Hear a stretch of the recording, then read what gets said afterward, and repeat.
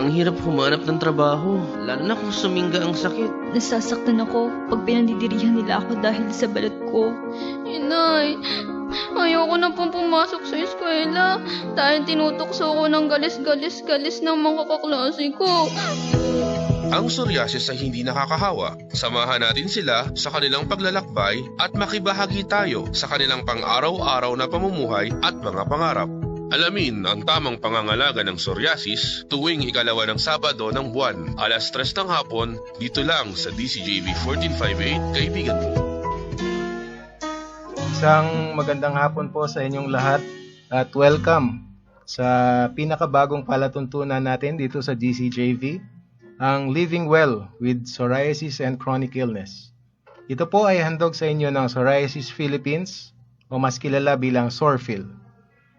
Ako po si Jay Licauco at inaanyayahan ko kayo na magsama-sama tayo sa isang oras na talakayan patungkol sa kondisyon na tinatawag na psoriasis o psoriasis at iba pang kalakip na karamdaman nito. Mga kaibigan, ito pong psoriasis ay isang kondisyon na pawang nagmamanifesto o nakikita sa balat na kung saan nagkakaroon ng pamumula, paglalagas o tinatawag na flakes o flaking, minsan ay namamaga, ngunit hindi lamang ito limitado sa balat. Maaari rin itong tamaan ang ating mga buto sa pamamagitan ng tinatawag na psoriatic arthritis. Maaari rin pong tamaan ng ibang sakit ang mga may psoriasis tulad ng diabetes, heart disease at iba pa. Ang psoriasis po ay hindi nakakahawa at hindi po natin dapat katakutan o pandirihan ang mga taong mayroon nito. Alam ko po, karamihan sa atin ay bago sa pandinig ang psoriasis at inaanyahan ko kayong makinig para alamin natin mula sa ating mga butihing panauhin ang patungkol sa kondisyong ito. Alamin rin natin sa kanila ang tamang pagtugon sa pagkakaroon ng psoriasis at pagmintina sa pamamagitan ng tamang gamot at pag-iwas sa mga pagkain o bagay na nakakapagpalala ng kondisyon. Ngayon hapon po ito ay makakasama natin ang aking co-host, isa siyang masigasig na psoriasis coach, si Miss Elone Reliona. Elone. Maraming salamat, Jay. Maraming salamat, Jay. So magandang hapon po sa inyong lahat. Ako po si Elone Reliona. Isa po akong volunteer ng Psoriasis Philippines Organization at isa rin po akong SOR Coach. Para po sa kaalaman ng lahat, ang SOR Coach ay isang programa ng SORPHIL para sa ating mga kabalat o mga Pilipinong may psoriasis na nagdanais magkaroon ng tagagabay sa kanilang paglalakbay sa pagkakaroon ng psoriasis. Ito po ay nagsimula noong taong 2014. Ang atin pong talakayan ngayong hapon ay punong-puno ng mga kaalaman at karanasan patungkol sa psoriasis. Kaya sa atin pong mga kaibigan na may mga nais itanong patungkol sa psoriasis, maya-maya po lamang ay magkakaroon po tayo ng oras para po sa inyong mga katanungan. Ito na po ang inyong pagkakataon upang mas maliwanagan po kayo sa mga katanungan na tumatakbo po sa inyong isipan. Maraming salamat, Partner Elone. Mapalad rin po tayo ngayong hapon at sinamahan tayo ng isa sa mga kabaligad natin dito sa DCJV. Alam ko pong kilalang kilala nyo ang boses ng kaibigan nating ito. Walang iba kundi si Tita Bebs Baliton. Tita Bebs. Magandang hapon. Salamat, Jay. At salamat sa lahat ng grupo ng SORPHIL. Ako'y fans nila. Kahit na sila ay yung iba nahihiya, yung iba nang... Pero natutuwa ako kasi nag-attend ako ng talagang very heartwarming. Yung iisa kayo, alam niyo yung parang kapuso at kapamilya, no? Na-feel ko na kahit na ako walang ganyan, pero I belong. Talaga, parang mapagmahal kayong lahat doon.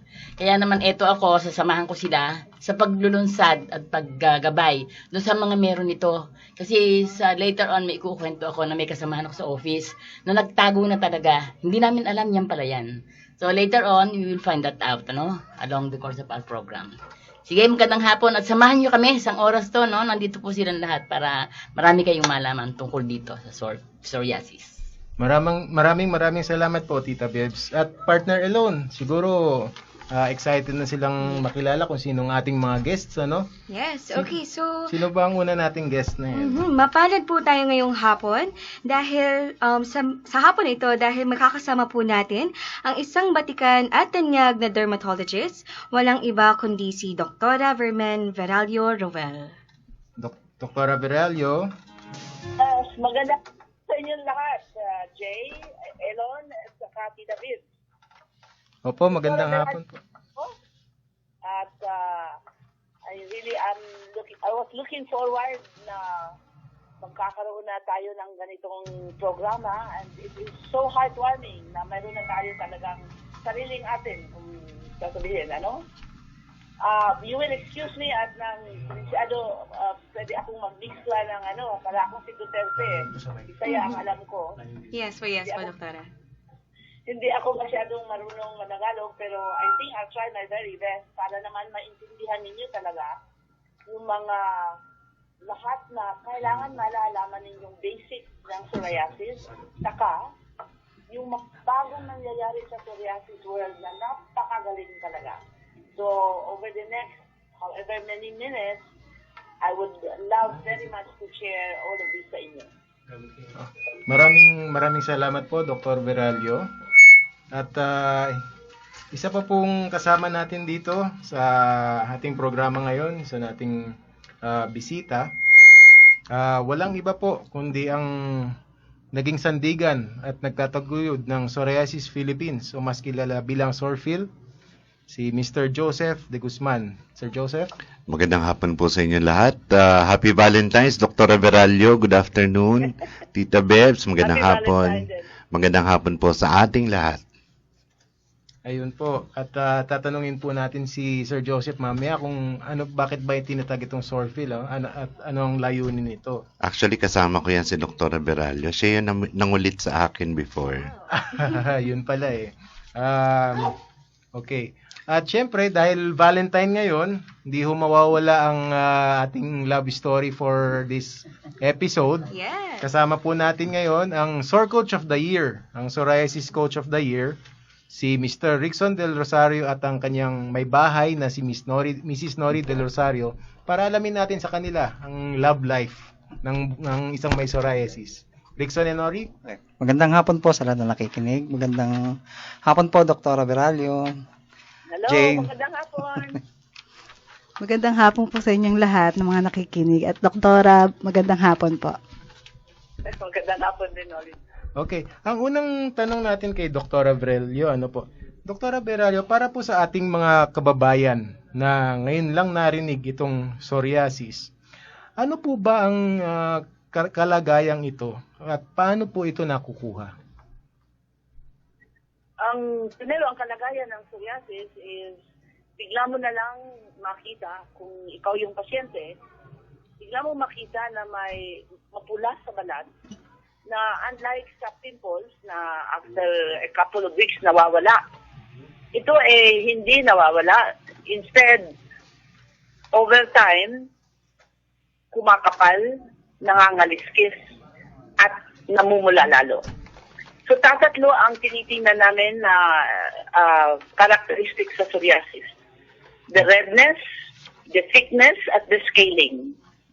So, yan yung psoriasis na continuous yung kanyang pag-appear in various kinds of severity. Hindi naman lahat ganun. Mm-hmm. As a matter of fact, roughly about 70 to 85% ng psoriasis ay mild lamang. Yun lamang sa ilan-ilan ditong kaliskis sa scalp, o may kaliskis sa tuhod, sa elbows, sa navel. Yun ang mga paboritong lugar niyang lalabasan sa umpisa, at if you're lucky at ang genes mo kukunti lamang, then hanggang doon lang at nakukuha na lang sa mga gamot-gamutan, whiskey petroleum jelly, ganun. Ang dahilan nito ay genetic. Okay. Genetic na namamana at saka tinatawag na mutation din ng mga genes. Opo. Ayun po. So kung genetic po, Doktora, namamana po siya, ibig po ba sabihin nito hindi natin maiiwasan ang pagkakaroon ng psoriasis? Ang aking sinasabi palagi sa psoriasis na katulad ng mayroon kang genetic trait ang sinasabi, nandiyan siya. Pero ang pinakamaganda kong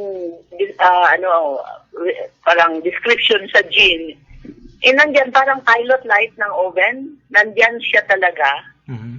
Pero kailangan mo ng triggers, parang siya ay sisiklab. Okay. So, kung gusto mong sumiklab yung oven mo, di lalagyan mo ng gas. So, isipin mong parang gas yung trigger na lilitaw ngayon. Over time, malalaman mo kung talagang ano ang mga triggers eh. So, pagka yung mga triggers na yon ay nakukontrolar, pwedeng mayroon kang psoriasis habang buhay, pero 100% ka naman clear. Okay. Marami akong mga pasyenteng gano'n. Over time, hinahanap namin talaga ang triggers. Ngayon, habang tumatanda ako, tumahaba yung mga konsultasyon ko sa mga pasyente. Kasi we look and we listen, pinapakinggan, anong trigger ngayon? Yung bang sore throat? Kasi infection is one trigger. Yung bang kasaanan sa asawa mo, or may problema sa bahay, that's another trigger. Yung banteta, another trigger din yan. Kung ikaw ba'y tumataba, trigger din yun. So, may trigger. At ang infection, hindi siya infectious. Instead, mga infection ay nag-trigger ng psoriasis. Ibig sabihin nun, kung may sipon o bulagnat, fluid yan sa paligiran mo, sa bahay o sa opisina, at ikaw ay nakuha yung streptococcal infection galing sa, sa ibang tao dahil umubo sa mukha mo or may flu sa bahay at ikaw ay nagkakaroon, yun ang nagsisiklab. Yun ang trigger at sisiklab yung psoriasis. Okay. So, Doktora, nasabi natin, yun nga po, genetic po siya, hindi naman po ito nakakahawa. Hindi na siya, absolutely not. Yun ang talaga, di ba, message natin talaga yan, parang mga tao kasi, pagka nakikita nilang may pula, may nangangaliskis, may makapal sa balat, at parang hindi nila naintindihan. Siyempre, ang takot nila kaagad, baka yan ay contagious. Sa totoo lang, hindi talaga contagious. Yung pamumula, yung pangangapal, yung pangangaliskis, ay dahil sa allergy ng balat. Allergy ang psoriasis din eh. Pwede natin sasabihin allergy dahil it is an autoimmune. Ibig sabihin, tayo mismong may psoriasis, siya mismong may psoriasis, siya ang nag-degenerate ng auto-allergy sa katawan at kanya lumilitaw. So, hindi infectious. Ang infection ang nag-trigger. Pero absolutely, hindi dahil sa infection. Hindi siya contagious to others. Opo, Doktora, kagaya po ng nabanggit po ninyo kanina, bukod po sa genetics, ang nabanggit din po kasi, actually sa akin po ng doktor ko din po before, ito daw po ay isang autoimmune disease. So, hindi po lahat ng mga kagaya po natin aware po kung ano po ang autoimmune disease. Maaari niyo po ba sa amin i-explain or ipaliwanag po kung ano po ang autoimmune disease? Okay. Auto, AUTO, ang ibig sabihin sariling atin. So, picture mo, autograph. Signature mo, autograph. Right? So, auto means yung antibody na ginagawa mo sa katawan. Ang antibodies kasi ginagawa natin pagka mayroong gustong tanggalin ng katawan. The best example again is may pumasok na bacteria. Pagka pumasok ang bacteria, let's say sa ihi, dahil nakapasok yung bacteria doon sa urinary tract. Ang reaksyon ng katawan, gumagawa ng mga immune, yan ang sinasabing immune mechanisms. Yun ang ating parang depensa sa infection. At ang one defense ng katawan para sa infection, gumagawa siya ng antibody. So, the antibody is directed at the organism. Yung estrangherong lumapit sa atin, pasok sa atin. So that is antibody response against an external, yung galing sa labas. Auto, sabi natin, sariling atin. So, auto-antibody means Yun nga yung antibody na ginagawa natin, imbis na para sa something na galing sa labas, directed against our own skin cell. So, gumawa tayo ng antibody against the cell. At yun ang dahilan kung bakit nangangalis yung psoriasis. Ang sunod mong itatanong therefore is, ano namang nangyari sa katawan at gusto niyang awayin yung sariling balat, right? Tama po kayo. Isa po talaga yun sa mga tanong po natin sa isipan natin, no? Paano po kaya nangyayari talaga yun? Yeah, auto-antibody, napakarami na naming alam sa science kung bakit anong nangyayari sa psoriasis. Ang daming alam, pati yung mga biologics, kagaling dati mag 100% clear kayo. Pero ang mahina ang findings, yung trigger na yun at kung ano ang pinaka-primerong nangyayari, kung bakit yung trigger ay nagagalit yung balat natin at nagmamount ng antibody response to one's own cells. Example is, sabi ko sa inyo yung, let's say, mayroong external na, let's say, chemical, no? Mga formaldehydes, yung, let's say, rubber. Kung umaano sa balat at allergic ka sa rubber. In somebody with psoriasis, pwedeng yun ang trigger. Tapos doon sa balat, nagre-reaction, at yung reaction na yun ay gumagawa ng inflammatory pathway, ang tawag namin. Yung inflammation pathway ngayon, nagsisircle lang siya, galing doon sa balat, sa skin, na nag-receive nung whatever the trigger is and the reaction of the epidermal cell with the trigger. Siya ngayon papasok sa dermis, ang tawag siya ngayon, ang nakikipag-react doon sa ibang cells. Ngayon, nagiging memory cell na tuloy, at yung memory cell na yon, gumawa na siya ng inflammation at saka antibody ang resulta, at yung antibody ngayon ang umaano sa epidermis para siya gumawa ng makapal at makalistik. It's still complex, pero yan basically ang nangyayari sa psoriasis. So again, we're not infectious. Psoriasis is not infectious. Yung mga pasyente kong may psoriasis, makikita ko pag pumasok ka lang na yung mukha yung madilim, yung hindi masaya. Makita mo yung shoulders are stoop kasi na-flare up. Hindi mo pa nakikita ang balat, makikita mo na yung sadness ng So I hug my patients. I embrace them. Gagawin ko ba yan kung takot ako? Hindi. Kung takot akong contagious? Hindi. Dahil I know psoriasis patients are not contagious. It's just sariling antibody directed against the sariling cell of the skin of that person. So, totally not infectious. Oo, maraming salamat po, Dr. Veralio. At natutuwa naman po kami sa sinabi nyo na hinahag ninyo ang ating mga pasyenteng may psoriasis. Dahil po dyan, dadako tayo dito kay President Joseph De Guzman, nabalitaan namin na mayroong Hug Me campaign ng Psoriasis Philippines. Doon, paano po yun nagsimula, President Joseph? Yeah.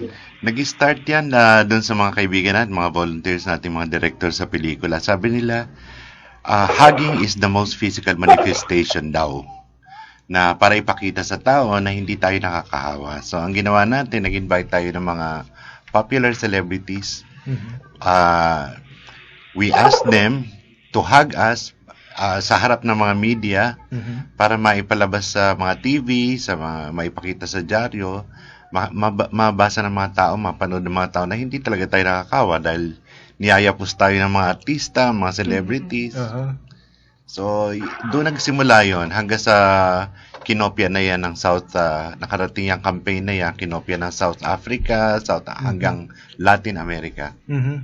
Wow. So, tayo pala yung pioneer dyan sa tinatawag na Hug Me campaign na yan. Pero, Sir Joseph, kayo po ang nagtatag at patuloy na nagtatagoy nitong Psoriasis Philippines. So, mas kilala bilang Sorfil, Sabi nyo kanina, kasama natin si Dr. Veralio sa Siya talaga. siya yung pagtatayo nito. Ano, pwede nyo Siya pong talaga ang ikwento, nagtulak sa akin. pwede nyo pong ikwento para sa ating mga viewers, listeners, paano po nagsimula ang Sorfil? Okay, siguro mga 12 taon na nakakaraan. Wow. Ako ay isang pasyente ni Dr. Veralio, tapos nakita niya yung mga credentials ko, yung mga naging trabaho ko before. Sabi niya siguro, bakit hindi ko gamitin, no? Na gumagawa ako ng mga campaign for cervical cancers, for different health-related advocacy. Pinag-isipan ko yun. It took me 2 years. Pero sa pangungulit, kaka-push sa akin ni Dr. Veralio to put up one organization for psoriasis. And finally, I said yes. Talagang hindi siya nagsawa na paalalahanan ako. Magtayo ka na ng grupo for psoriasis. So, siya talaga ang may kasalanan kung bakit may Sorfil.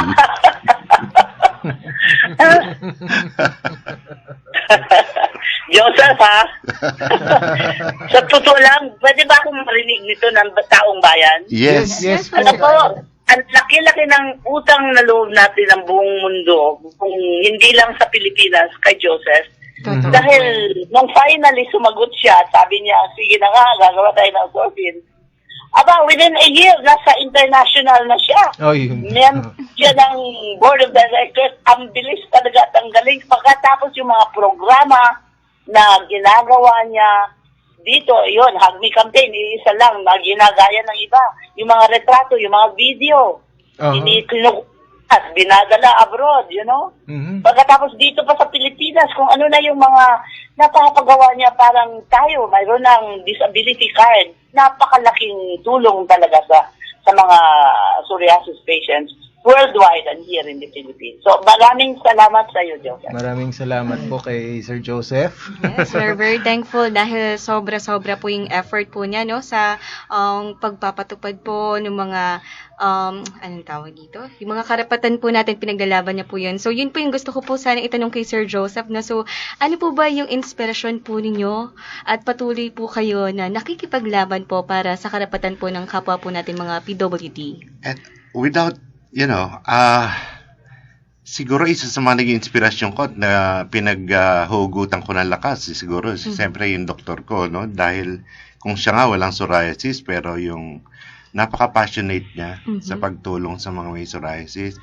Yan, lalo-lalo na si Dr. Veralio, tapos marami pa tayo mga naging kaibigan doktor along the way na tumulong din sa atin. Plus, syempre, yung mga members natin na kung makikita mo, wala silang boses na para ipaglaban yung karapatan nila. So, sabi ko, siguro habang may magagawa ako, gagawin ko yung lahat. At nagawa niyo na po lahat, sir. Kung hindi niyo pa po alam, mga kababayan, si Mr. Joseph De Guzman ay presidente rin po ng Psoriasis Asia. Hindi lang po ng Psoriasis Philippines. At treasurer din siya ng International Federation of Psoriasis Associations. Okay. Dr. Veralio, meron pong tayong text in question dito. Okay. For Dr. Veralio, does VCO really help to relieve psoriasis? And does food supplement really help in controlling? The answer is yes to both. Ang VCO, ang kain naman kasi ng VCO is that it addresses the dryness of psoriasis.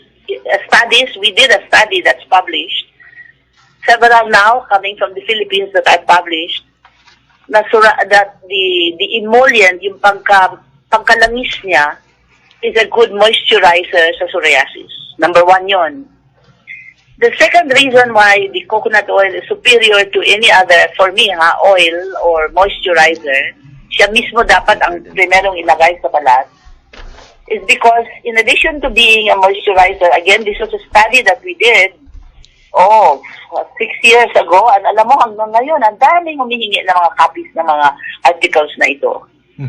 Ito article, ang nakakita niya na VCO has antibacterial, antiviral, antiprotozoal effect. So, yung Staphylococcus, compared to olive oil na linagay namin sa balat for 1 month, almost 100% tanggal.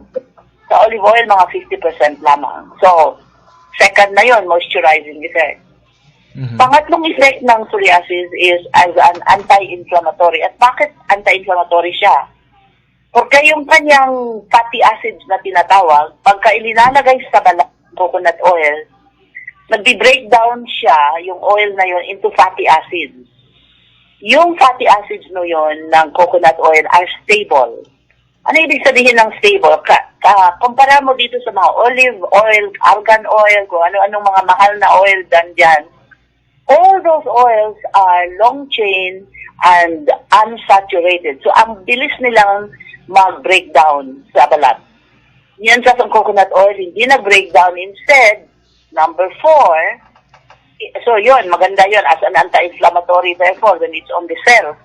Number 4, it has anti-inflammatory properties. So, again, anti-inflammatory siya.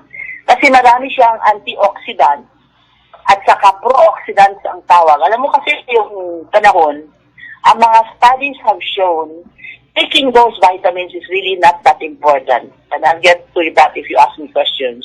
Dahil, ang pinakamagandang source for vitamins is really the food that we have here in the Philippines, close to table ang tawag, fruits and vegetables, yung mga vitamin C doon, yung mga vitamin B, kung lahat ng mga vitamins, because of the antioxidant, dahil natural siya galing sa prutas o vegetables, mayroon siyang sariling pro-oxidant. So therefore, balansyado. You know, nature is always balanced. Yes. Balansyado yung antioxidant and pro-oxidant. Opo. Pagka uminom ka ng uminom na, napakamahal pa naman ng mga vitamins na kumisan na madating kumasyente ko, ang mahal-mahal, pinagbili daw at yung mga party-party, gano'n. A problem with the high antioxidants is that it's not balanced with a pro-oxidant. Ang katawan, kailangan siyang ma-stimulate din ng mga pro-oxidants to make its own antioxidants because the antioxidants of the body that's inherent in our body are more potent than the ones we take in. So those are the 4 very important reasons why coconut oil is better than any oil on application on the skin. Alright? So, and then lastly, kung gusto mo pa ng pang-5, one of these things na nakita na ngayon sa literature in psoriasis is that it has a defective barrier function. Ano ibig sabihin ng barrier function? Yung pinaka-external ng layer ng ating balat, tinatawag na stratum corneum, siya, that the thin layer is our barrier. Yung barrier na yan, defective ng konti sa psoriasis. In part because of the scaling and all that, and in part, it is part of the genetic, thing that we inherit in psoriasis. Now, this oil on the skin, because it is composed of stable fatty acids, when it gets into the cells, tumutulong siyang mag-repair ng tinatawag na double lipid bilayer ng ating cell wall. So, ang daming mga reasons why many of my patients on biologics, so may kayamanan talagang bumili ng biologics, ang pinatahid lang sa balat ay coconut oil. Ay, napaka-interesting. Ng balat. Dr. Veralio, we will be posting for the station ID muna. We'll be back in a few seconds. Okay. Ayan, muli tayo nagbabalik dito sa Living Well with psoriasis and chronic illness. Kasama pa rin natin ang ating mga panauhin dito, si Dr. Veralio and Mr. Joseph De Guzman, si Mr. Rickson and wife Nori. Dr. Veralio, before we let you go, meron po kaming mga questions pa dito, from our listeners. From Annie Benosa, 15 to 30% of sore patients develop psoriatic arthritis. Meron po bang paraan para malaman na meron siyang psoriatic arthritis pero wala pa yung mga usual na signs and symptoms tulad ng sakit sa joints, swollen fingers, or stiff neck or mga deformities? Before, you're Jay, right? Yes po, Doctor. Yeah. Jay, I just want to know, because I tend to speak out loud and am I speaking too loudly? Do you want me to get Just farther perfect. away from the mic? It's perfect the way it is, Tama lang Doktora. po, Doktora. Okay, thank you. So that's a very, very good question, because really, in all the meetings I've attended, we dermatologists have really been told we are the primary caregivers of people, of psoriasis patients, that up to 30% that you mentioned, who may develop psoriatic arthritis. The important thing about psoriatic arthritis in skin is this. In skin, it doesn't look nice lamang to people who are not familiar with it, you know. But in arthritis, if this progresses, if it's not caught up early enough, it can then go into the destructive forms, yung bang nasisira yung mga the soft tissue as well as even the bone of adjacent to the joint. So we are always asked na kailangan as early as possible when we see a psoriasis patient, umpisa kaagad din. Pagising mo sa umaga ba, how long does it take na parang yung likod mo komportable ka nang lumakad, hindi ka parang nakayuko kasi masakit. That's one basic lang. Hindi pa nakikita yung joint pain doon, pero waking up in the morning na parang ang baywang masakit at para ka nakapag-exercise ng katakot-takot. Yun, that is one thing. Isa din yung sumasakit yung anong tawag ng sakong, yung heel. Yes. Yes. Sakong. Kung sumasakit yung sakong din is another place na kuminsan yung arthritis lumilitaw. Another one, actually kung may nail psoriasis kayo, there's a big percentage of people with psoriasis na pagka makikita yung nail, may mga nail changes, chances are they have a higher percentage na magde-develop ng arthritis. Apo. Thank you po, Doktora. Hello? Apo.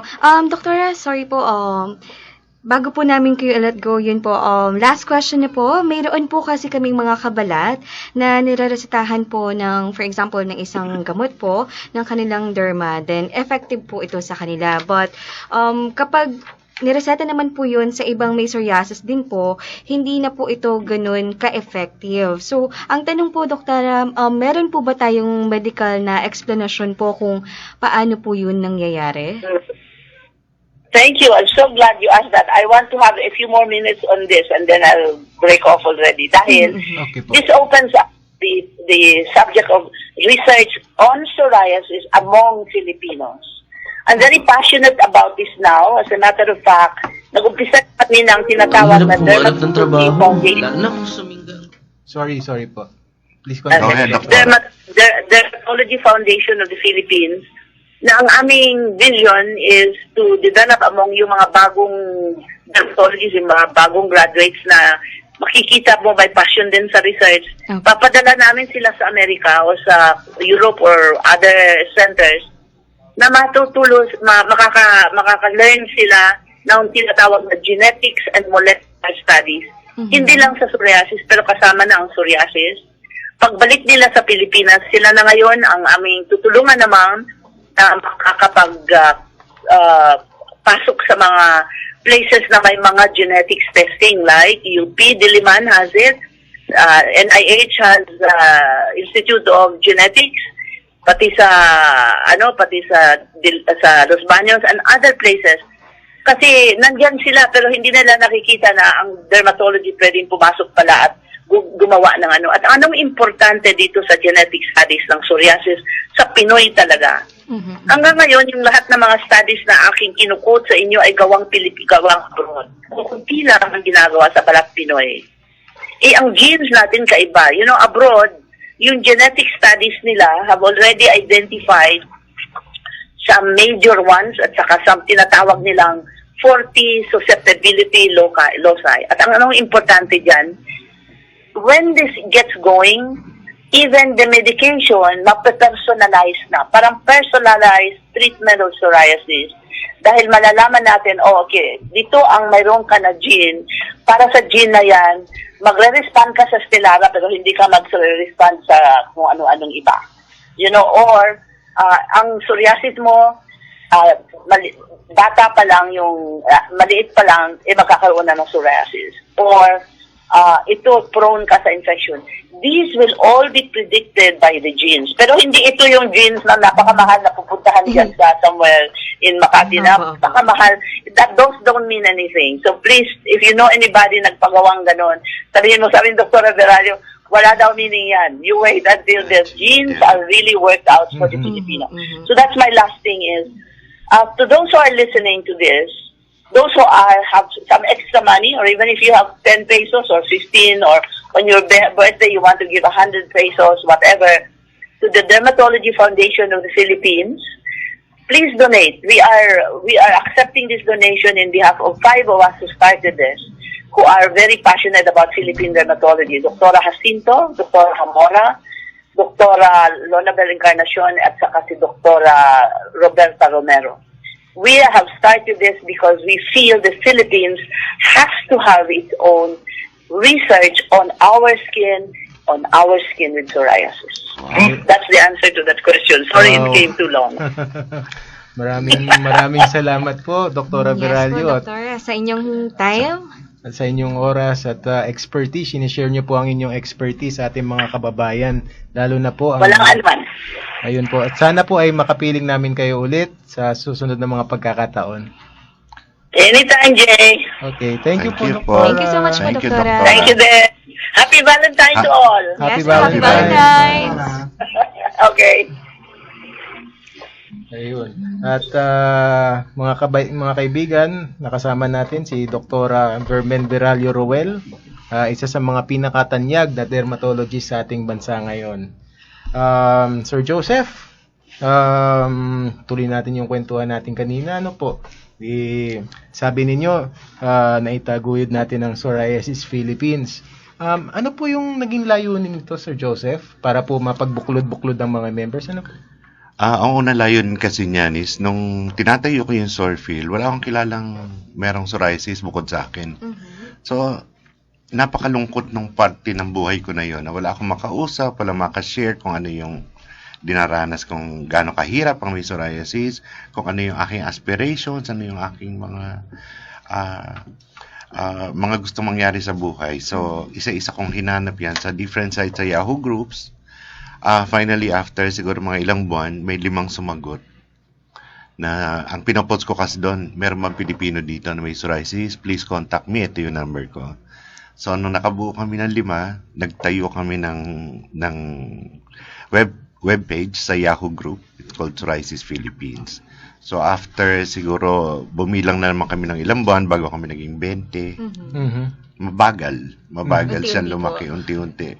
Pero ngayon, nasa 5,000 na tayo halos. Yes. Nasa 5,000 na tayo. And speaking of that, lumalawak yung ating mga chapters. May nag-text sa atin dito from Dali of Sorfil, Bicol chapter. Siguro masasagot nyo ito. Para kayo ito kay Dr. Veralio, pero I think si Sir Joseph masasagot na rin to.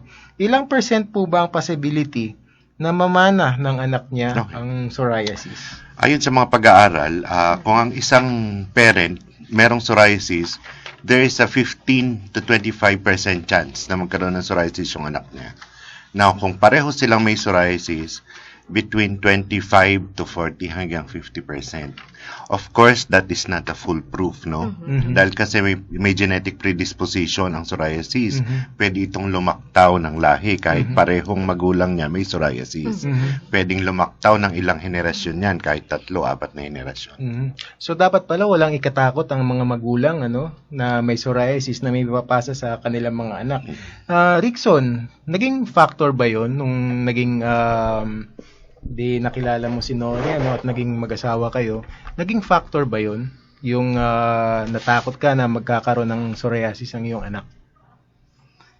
In some point, lalo na pagka meron kang makikitang rash, medyo kinakabahan ka na eh. Kasi kung tayo eto na, di ba? Kaya natin, pero nahihirapan tayo eh. Much more yung bata.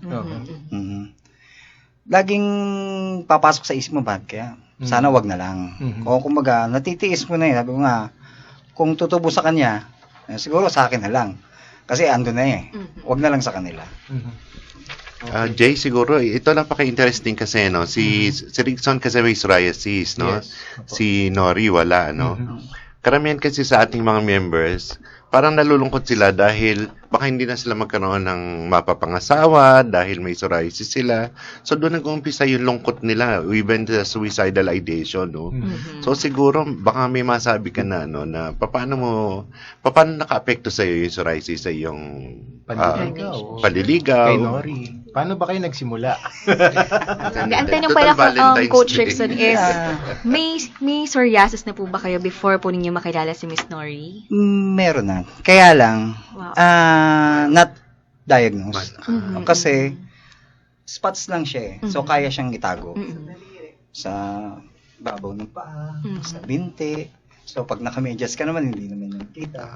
Pero, think naman na hindi naman yun magiging Headlang. point ng para i-reject ka or what. Kasi, yung panliligaw mo kasi parang ang pinupunta mo na doon, which is your future na eh.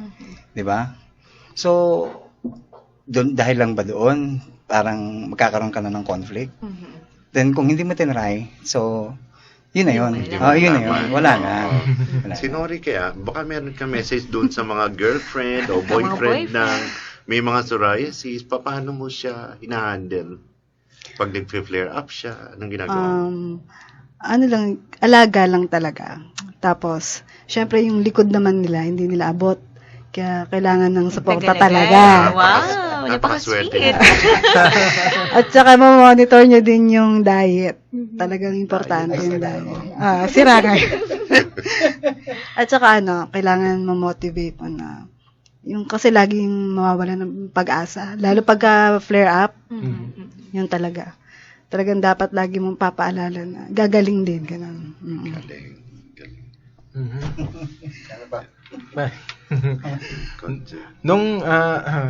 Nung unang nanliligaw sa'yo si Rickson, paano niya pinagtapat sa'yo na may psoriasis siya? Hindi nung naliligo naman siya kasi, hindi palabas yun. Parang nakikita ko lang sa daliri niya, medyo makapal yung dito sa may pinakabuto ng daliri.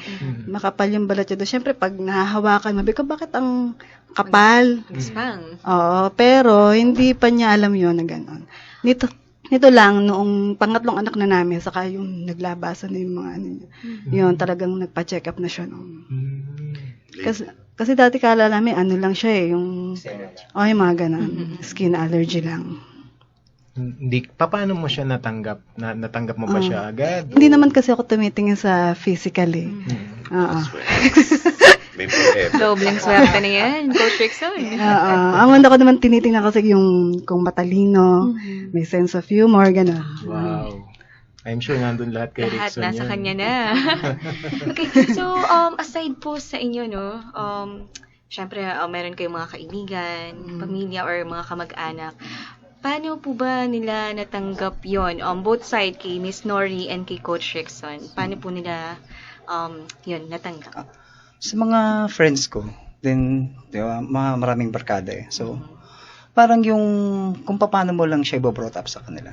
Kasi kung itatago mo din, then mag-result lang din yun ng mag-iisip sila kung ano yun. Kung hindi mo ipaliliwanag sa kanila. Hindi nila maintindihan. Then, ang so lucky naman na yung mga naging friends ko, then extensions to their friends na hindi naging problema yung pagkakaroon ko ng psoriasis. They even pinupuntahan pa nila ako sa bahay. Kung hindi ako nakakasama sa kanila sa lakad sa labas, ako naman yung pinupuntahan nila. Maganda, support niya. Okay. Miss Nori, family and friends? Oo, yun naman. Kasi, kalimitan naman kasi pagka nakikita nila, lalo pag sa kamay, magtatanong talaga sila yun. Kaya, antimano talaga siya sabi namin na, na psoriasis siya, tapos hindi naman siya nakakahawa. Okay. At mga kaibigan, si Mr. Rickson Del Rosario ay ang ating psoriasis coach of the year. Yes! Oo, noong 2015 na binigay ng Psoriasis Philippines. Rickson, matanong ko lang, anong nagtulak sa'yo na maging SOR coach? na makapagsilbi sa ating mga Pilipinong may psoriasis. Umalalay sa mga bagong pasyente lalo na. Ang naging medyo motivation ko doon kasi, yung nag-start ako nagkaroon, nung nag-start na nag-flare, yung wala kang makausap, wala kang matanong, ano ba yun, ganyan. It took me parang 2 years before ako nakapasok ng Sorfield. Ang nagturo pa sa akin is si President ng Jose Reyes. Nung time na, doon kasi ako nagpa-biopsy. Then siya yung nagsabi sa akin na merong psoriasis patient online, no? Then saka pa lang ako naka-join. Then yung bang, noon naman, parang time na yon, so parang Yahoo pa, so ang internet is hindi pa rampant, wala pang ano yan, so means of communication is a problem din. Yung lungkot mo, yung lungkot mo na wala ka man lang para makaramay, kasi sino makakaramay sa'yo kundi yung sarili mo, pareho mong pasyente din. Hindi nila yung may papaliwanag yun eh. Although sasabihin sa'yo ng ibang tao na hindi naman apektado, o naiintindihan kita, pero up to the point na hanggang saan kanya naiintindihan. Di ba? Yun yung naging ano ko talaga sa isip ko, na yun yung hinahanap ko dati, which is up to the extent ko hanggang saan ko naman yun maibibigay. Yun naman ang kaya, yun naman ang bibigay ko sa kapwa ko pasyente. Okay. Maraming salamat, Coach Rickson. At ang ganda ng ating talakayan, no? Pero nawawala na tayo ng oras. Hihingan na lang natin sila ang ating mga panawin ng mga huling paalala, o mga final words sa ating mga listeners. Unahan na lang natin kay Sir Joseph. Maraming salamat, Jay, Elon, Tita Bebs, Coach Rickson. Siguro sa mga nakikinig dyan sa atin, kung meron kayong makikita along the way na may psoriasis, okay lang po sila na i-hug para ipaalam sa kanila na alam nyo na hindi po nakakahawa ang psoriasis para lumaki po yung mundo namin. Meron pong programa ang Sorfield na tinatawag nating Sor Coach. Ito po ay lalo para sa mga bagong pasyente, bagong diagnose.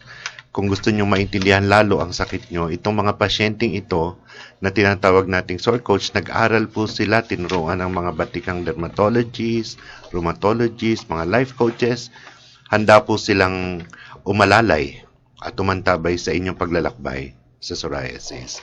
Wala pong permanenteng lunas o cure ang psoriasis, pero ito po ay namamanage basta tamang pangangalaga po. Maraming salamat po sa inyong lahat. Happy Valentine's. Maraming salamat, Sir Joseph and wife Rickson and Nori. Meron ba kayong mga huling pananalita para sa ating mga listeners? Ulitin ko lang din yung kaya sinabi ni Sir Joseph. Pagka may nakita kayong mga psoriasis patients, huwag niyong pandirian po. Kasi medyo depressed na po sila eh. Let them feel na sila nun i-welcome. Huwag nang para naman po yung kanilang pakiramdam umalwan. Yan lang. At happy Valentine's din. Nori? Ako naman po, alagaan po natin yung mga asawa natin na may psoriasis kasi tayo yung kailangan nila eh. Kasi yun naman po sa mga mag-boyfriend pa lang, wag niyo pong pandidirihan o na sana hindi kayo magkatuluyan kasi gaya po namin, maganda po yung mga bunga ng pagkasama namin. Maganda yung mga anak namin. Kaya hindi naman po apektado yun. Yun naman po yung mga napaliwanag kanina ni Doktora. Kaya yun po. Maraming salamat, Nori and Tita Bebs. Hindi na tayo nakapagkwentuhan yung sinasabi niyo kanina, pero sa susunod po sana, makasama namin kayo ulit. Oo, naku, maraming salamat sa inyong grupo. At marami pang araw, ano? At papaalam natin sa kanila i-calendar na parang March 12. Yes po, Tita. Yun. Para naka-calendar na dahil kasi mailagay na nila na talagang ganitong oras at saka ganong araw, makikinig sila. Kasi marami tayong matutulungan eh. Kasi marami akong alam na nagtatago nga sa ganyan. Kasi tulad nung sinabi ni Rickson, nasa kamay lang, yung iba hindi nila alam yung pa. Oo. So, eto na yung pagkakataon nyo, malaman nyo kung ano talaga, how to treat yung mga skin, na problema. Conditions. So, maraming salamat sa grupo. And happy Valentine's, siyempre. May 5 minutes pa kayo. Yes. Maraming salamat po Tita Bebs and partner Elone. Yes. Apo, so, yun, gaya nga din po ng sabi po ni Sir Joseph, ni Coach Rickson, kapag may nakita nga po tayo ng mga kagaya po namin, pwede nyo lang po kaming ngitian nyo lang po kami, sobrang gaan na po yun sa pakiramdam po natin. So, yun sa mga kapwa ko naman po, alam ko po na hindi po natin may iwasan yung pakiramdam na nag-iisa po kayo dahil kagaya po ninyo, ganun din po ako nung unang panahon na nagkaroon po talaga ako ng psoriasis, no? So, nandito lang po ang Sorfel po para sa atin. And yun po, kapag nakilala nyo po ang mga taga-Sorfel, mararamdaman nyo po na ito na po yung inyong ikalawang pamilya. So, napaka-swerte ko po at ng iba pa po nating mga kabalat na natagpuan po namin ng Sorfel. At nalaman namin na hindi lang tayo nag-iisa. Ayun, maraming salamat partner Elone. Ngayong araw po na ito ay narinig natin ang ating mga panauhin at binabati ko rin po ang ating mga listeners. Medyo marami po sila, ano po. Baka may magselos pagka hindi natin binati. Hello to Emilio Casanova, Marge Platilla, Lucy Ann Garcia, Rosel Boganan, Rocky Boyon, Percy Balde Fernandez, Reverend Magnolia Mendoza, and Dali from Bicol Chapter. Happy birthday to our Kabalat Camille Segovia. And marami rin pong salamat dito sa mga taong nasa likod ng programang ito. Sina Jude Lugto, Dominador de los Santos III, Virgie Abiliera, Annie Benoza para sa napakasarap na maha. At Mr. Bong Vargas Suarez. Pinasasalamatan rin namin ang isa sa aming mga masugid na taga-suporta, ang SNS Security Services. Ito lamang po ang aming kauna-unahang broadcast at magkakasama-sama pa tayo para sa susunod na programa. Sa susunod nating pag-ere ay maririnig natin ang chairman ng Psoriasis Coach Program na si Mr. Paul Albert Mendoza. Aalamin natin sa kanya kung ano ba itong SOR Coach Program na napag-usapan natin kanina at kung sino-sino ang pwedeng sumali rito. Hanggang sa muli, ako po si Jay Licauco. Magkita-kita po tayo sa susunod na episode sa ika-12 ng Marso 2016. Ito po ang Living Well with Psoriasis and Chronic Illness. Magandang hapon po sa ating lahat. Opo, so bago po tayo mag-close, maaari lang pinapasalamatan lamang po namin si Dr. Ogie Fres for our Sorfel team song. Maraming salamat po. Maraming salamat po. Greet ko nga din pala yung aking mga coaches. Special mention lang. Yes, mga coaches, Miss Gigi. Bye! Ang hirap humanap ng trabaho, lalo na kung sumingga ang sakit. Nasasaktan ako pag pinandidirihan nila ako dahil sa balat ko. Inay, ayoko na pong pumasok sa eskwela dahil tinutokso ko ng galis-galis ng mga kaklase ko. Ang psoriasis ay hindi nakakahawa. Samahan natin sila sa kanilang paglalakbay at makibahagi tayo sa kanilang pang-araw-araw na pamumuhay at mga pangarap. Alamin ang tamang pangangalaga ng psoriasis tuwing ikalawa ng Sabado ng buwan, alas 3 ng hapon, dito lang sa DCJV 1458, kaibigan mo.